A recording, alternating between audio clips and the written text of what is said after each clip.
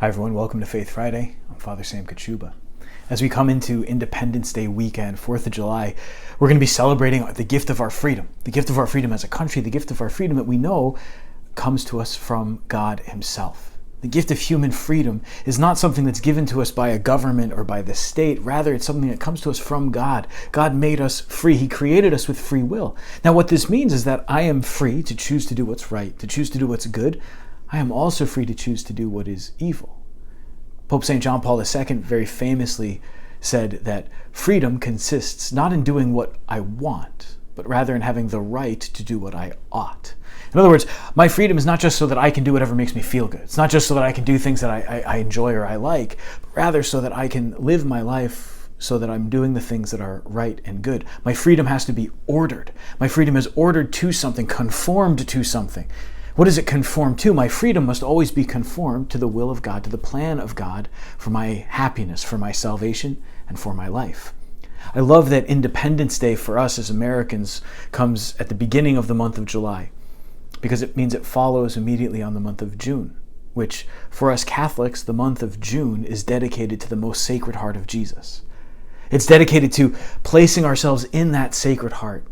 And what do we learn from the Sacred Heart of Jesus? From the Sacred Heart of Jesus, we learn what it is to love. We learn what it is to be merciful. From the Sacred Heart of Jesus, we learn the infinite power and depth of God's love for us. And when we are conformed to the love of Jesus, when we are conformed to His heart, that is, when we start to look more like Him, when our hearts start to look more like His hearts, merciful, loving, ready to suffer, willing to give everything out of love, when our hearts start to look like the Sacred Heart of Jesus, well then our gift of freedom really shines through.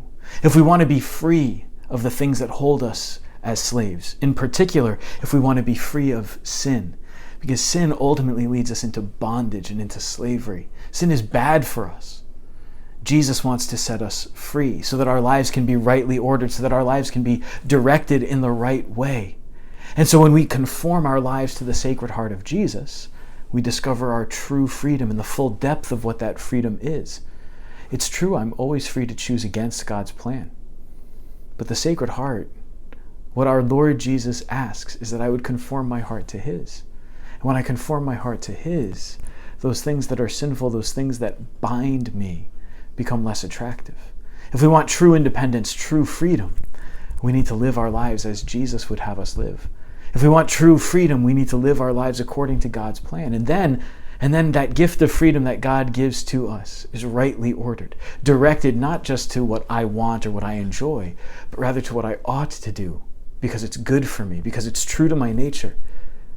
So as we celebrate our independence and our freedom, may we always conform our freedom to the plan of God for our lives. God bless you.